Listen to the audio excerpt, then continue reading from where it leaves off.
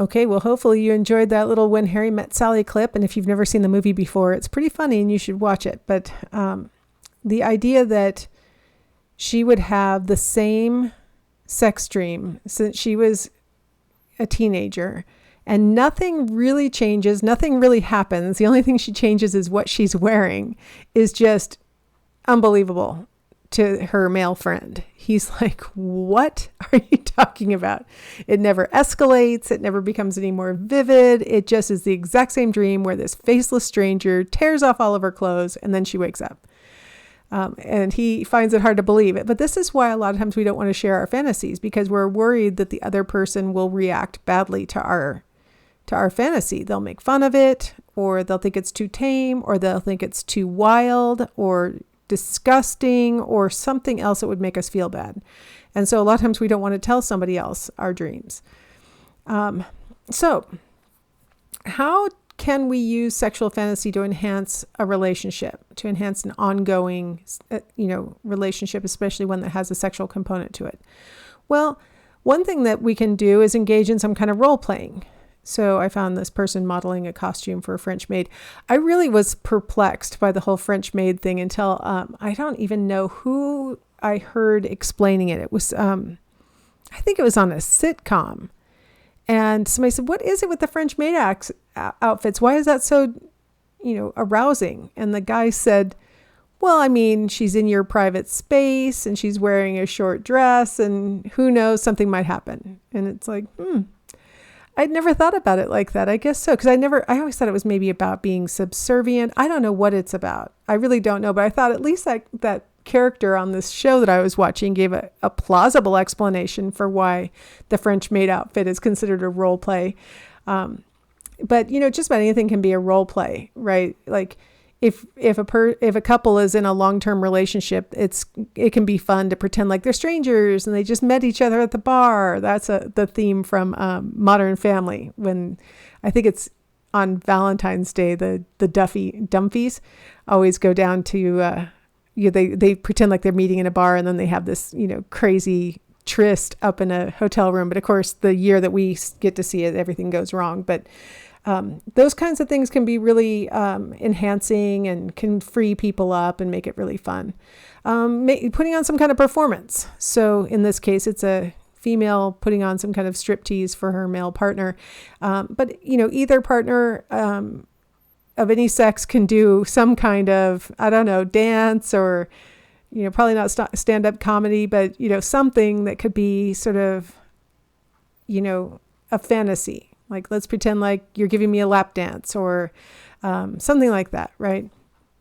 So performances can be fun and can enhance a relationship. And then engaging in some kind of BDSM. BDSM, they're using some words in that term that we're going to talk about later in our chapter on atypical and paraphilic behaviors. In the paraphilic side, we use these terms we use the terms sadism and masochism to mean something really super specific. In this terminology, we've got bondage, discipline. Some people call it bondage and dominance. The D has multiple uses, and then sadomasochism. The idea here is not that it's some kind of disorder, which we'll talk about in the other chapter, but that it's a play. It's just pretending. So bondage is what we're seeing in the picture here where, I'm tied up and there's nothing I can do. You can do whatever you want, that kind of thing. But the truth is, we could end this anytime. I'm not really tied up. It's you've tied me, but you done tie me, that kind of thing. And so a lot of times couples will have like a safe word to know when we're not just pretending like I'm in pain. Oh no, ow, ow. But the truth is I'm just playing along. When really in pain, you want to use your safe word. So you yell, lawsuit or banana or whatever your safe word is to let your partner know, no, seriously, that hurt. So it's playing, right? Everybody's on the same page. Nobody really wants to harm somebody else. When we talk about the disordered level, we'll talk about people who want their partner to suffer or who want to personally actually be physically harmed, where it would like leave marks and stuff like that.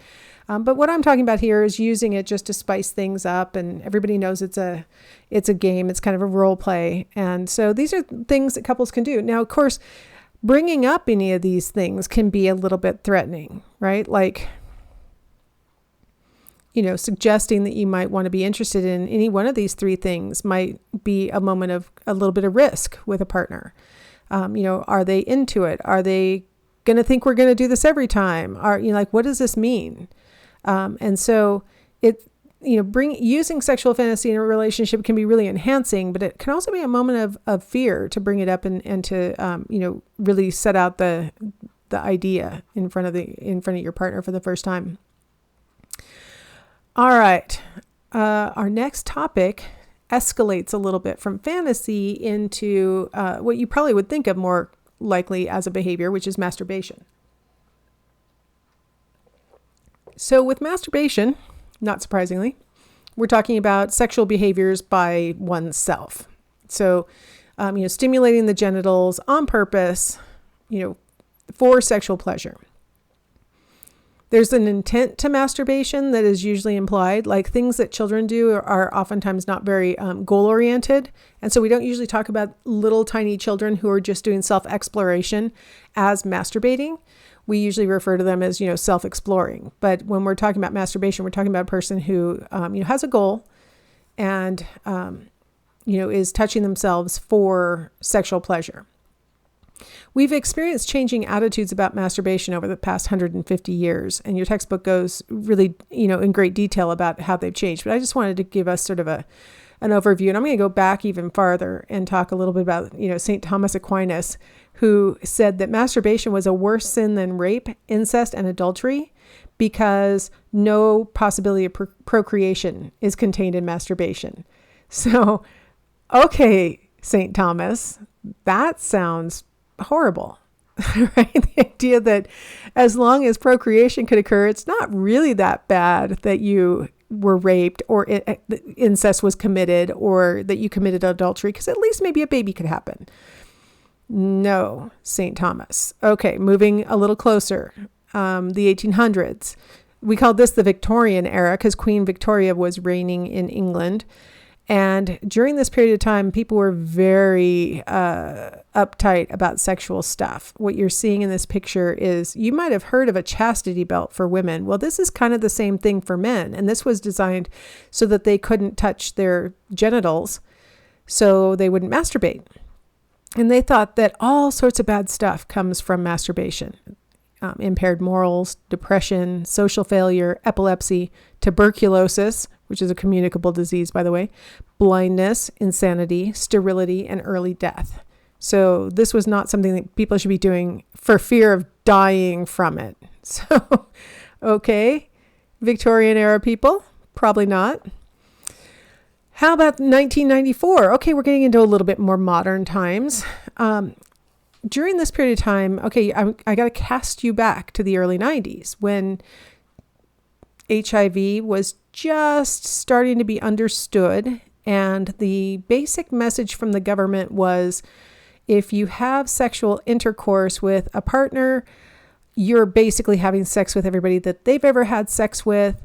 And so you could contract HIV from an otherwise healthy looking person who's going to convey this mysterious virus to you, and you're going to die. So Jocelyn Elders, who was the U.S. Surgeon General in 1994, suggested, what if we started teaching people when they're kids that masturbation's okay? And maybe we could delay onset of sexual activity because they're able to have, sexual pleasure by themselves, and they won't be seeking out partners. And maybe we could get people to delay onset of sexual intercourse. So she said it once, and then Bill Clinton was like, you've got to stop saying that because people are freaking out. You can't be talking about teaching children about masturbation. We're not doing that. So then she said it again, and then even said it should be included in health class. And so Bill Clinton was like, I'm sorry, but I have to fire you. You can't keep saying that. So even in 1994, when there was really a really good motive for why she was suggesting that we teach the value of masturbation instead of sexual intercourse for young people, it just, the society couldn't take it. And so she got fired. And in fact, that experience is what triggered this next video. So it's not, I didn't record it, but it's a series of things that people recorded off of TV, and it's pretty funny. So I'm going to stop here and you can watch that video. And then in fact, go ahead and watch the next video in the playlist, and then you'll see me after that.